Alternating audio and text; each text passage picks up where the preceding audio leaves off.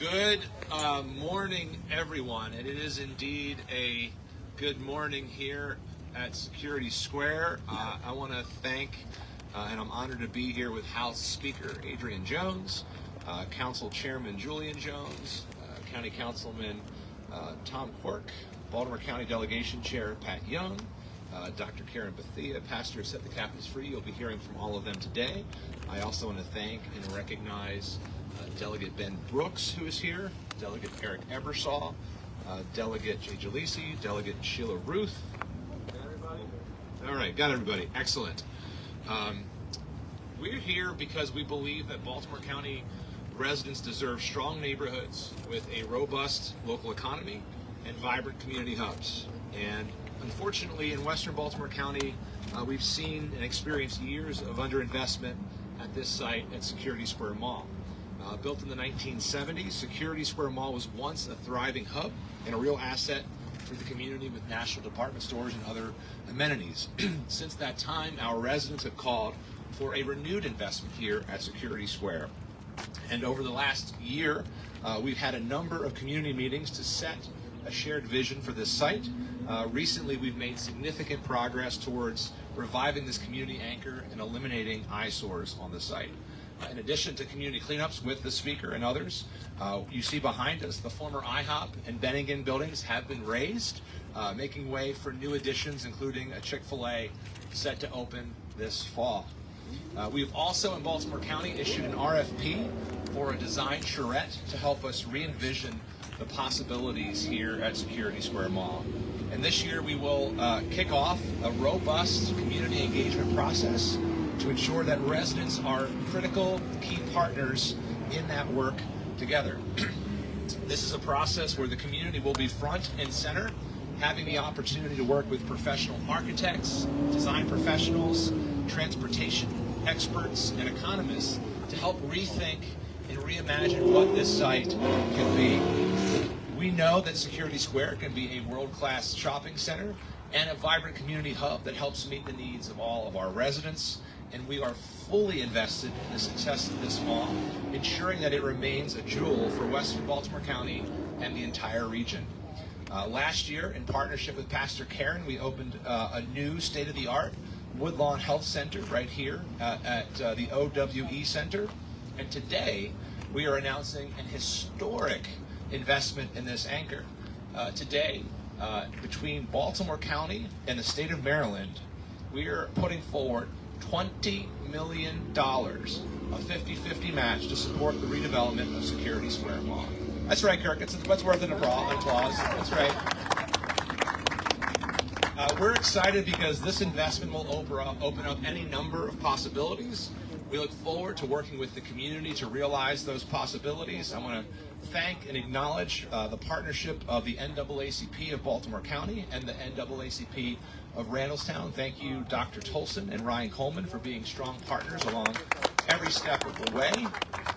And I especially want to thank Speaker Adrian Jones. Thank you, Madam Speaker, for your leadership and your collaboration. Because of you and your partners in the House and Senate, we are making a truly historic investment at Security Square Mall, the Woodlawn community, and all of Baltimore County. I am confident that we will all look back on this day as a watershed moment for this site, and that would not be possible without your leadership and your partnership, Madam Speaker. So without further ado, please help me welcome Speaker Jones.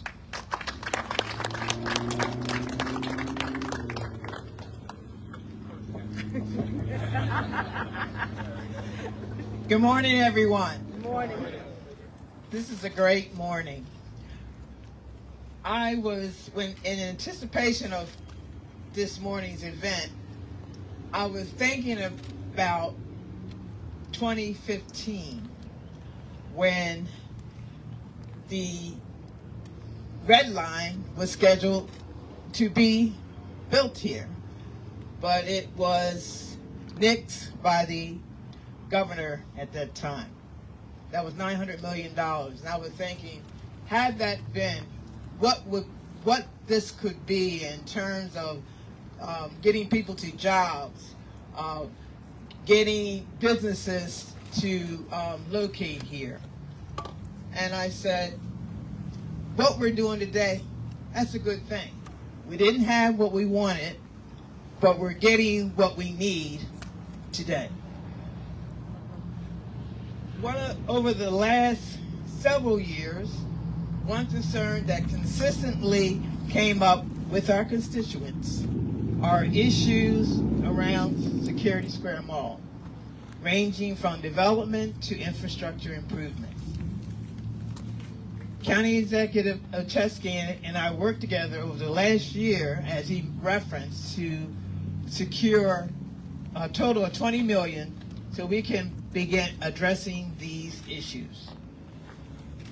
The mall remains a vibrant place for local businesses and an important part of the community. But the property needs significant revitalization and investment. There is clear opportunity to stimulate economic growth with new businesses and more jobs that can come from this revitalization effort. This investment is part of our commitment to ensuring that economic growth happens here. None of this would be possible without state, local, and community partners working together. I want to thank all of our local partners in the work to keep this community moving forward. I'm excited about what this investment means for the future of this community and look forward to seeing what comes next.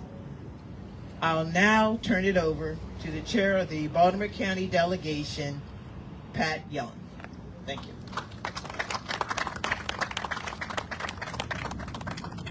Thank you, Madam Speaker, and thank you, County Executive Chesky.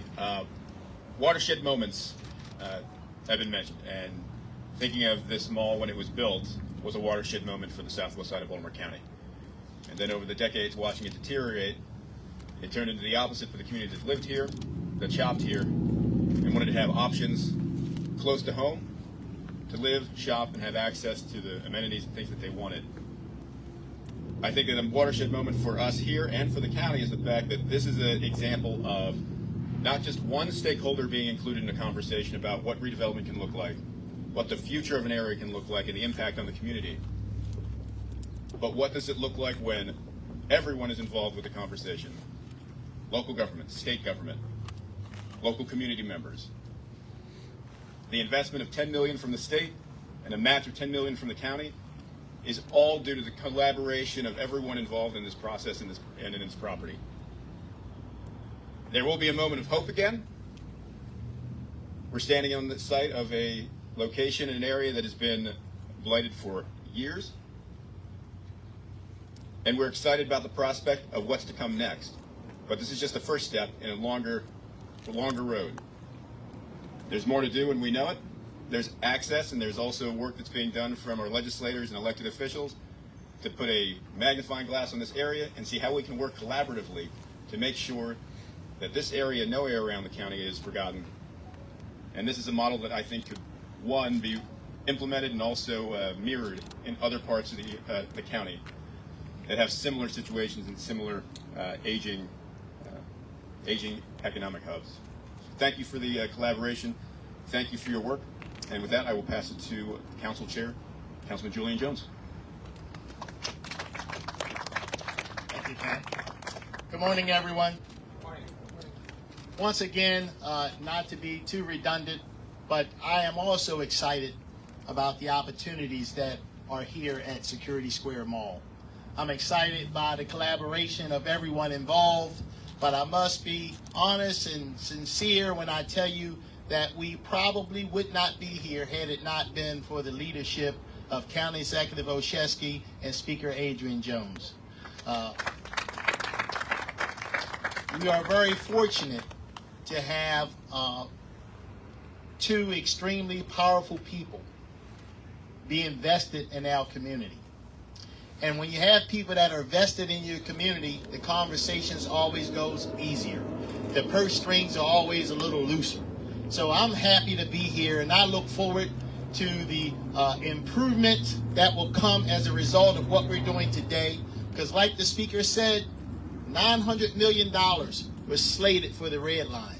And that would have fostered having a stop on the red line right where I'm standing would have fostered tremendous investment in this community, in this mall. So now this $20 million will be the spark, or the primer that will get all of that going, and I'm sure other investments will follow. So I look forward to the final result of what we're doing here today, and may God bless each and every one of you. And now I'll call up my colleague and my friend, Tom Quirk, who also has been involved for quite some time in this project. Thank you, Chairman Jones, and you did take my lines. But no, I couldn't agree more with Chairman Jones, who I've worked hand in hand for many years together. Any issue in Woodlawn and the surrounding area, we're 2 easy votes out of 7, which always helps.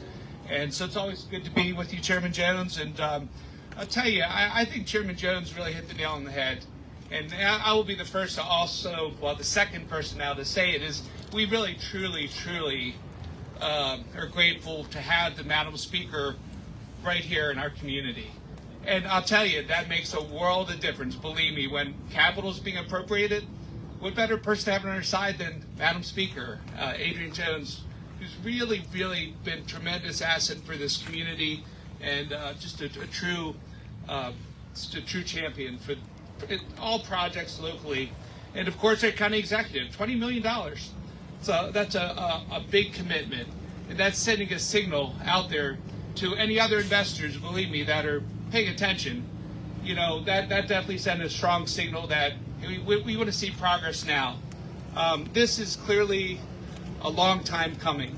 This is a long time coming, and it's really great to see our speaker and our county exec, the delegation, the county council, all unanimous in support of the really needed revitalization and redevelopment. So it's truly wonderful to be here today on the start of something that's going to be amazing long term for this community. And I always said with Security Square Mall, it's not that we don't have the investment capital. We have the investment capital, and we have the consumer base. This is a wonderful area, so this could be the start of something really positive. So it's truly wonderful to see it. And now I'd like to introduce one of the people that's what I call a true force of nature, like somebody that when she decides to do something, believe me, it happens. I've seen it.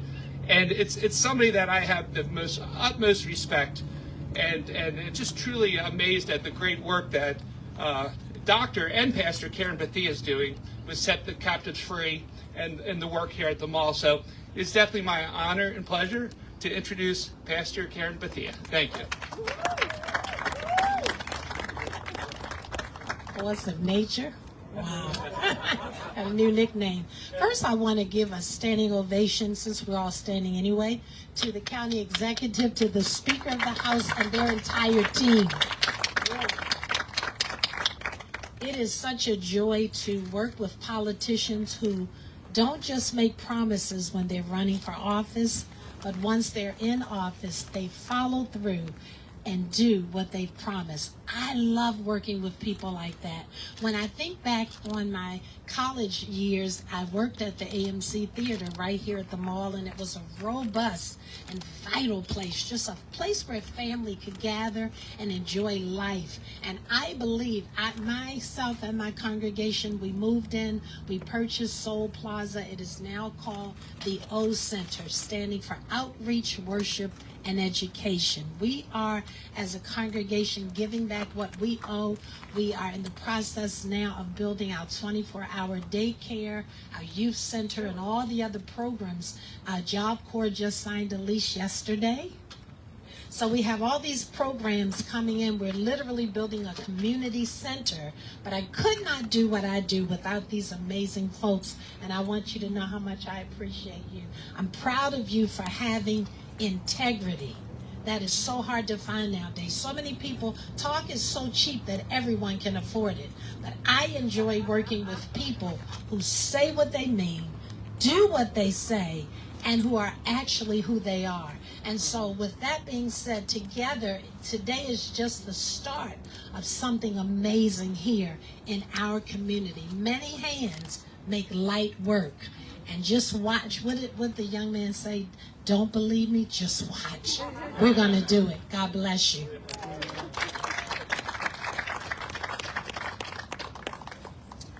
Thank you, Pastor Karen, and to all of our distinguished partners. Before we wrap, any questions about the site or the process? Lisa? What do you anticipate this looking like? More of a, I mean, the traditional mall? Are you looking at like what they have in Hunt Valley, what they have in White Marsh, that kind of thing? That's the beautiful thing about marrying this significant investment on the site with the charrette process. So the community will be front and center of helping to envision what's possible and what they want to see here. And then those resources will be put towards helping to realize that vision. So in some ways, it's kind of a blank slate. Obviously, there are some constraints in terms of people who own properties, and we want to have the property owners, including Pastor Karen, and set the captains free at the table because they're an important voice. But really, this is about being driven by the community, what investments and what they want to see here based on the property. When's this going to get started? When will the engagement process start? I know it's set to begin this year. I'll have our communications team follow up with specific details about when we expect it to kick off officially. I too was one of the people who go to this mall as a kid, teenager. What happened? Can anybody answer that? What happened to this property? If folks who've had a little more experience with the property have anything they want to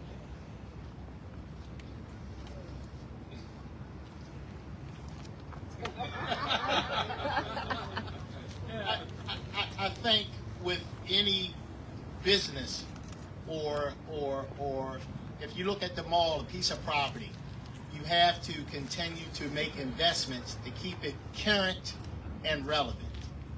And what I think has happened here at the mall, there has been somewhat a lack of investment. And if you look across the country, malls, there haven't been a lot of money put in malls. Malls have been closing faster than just about anything you can imagine.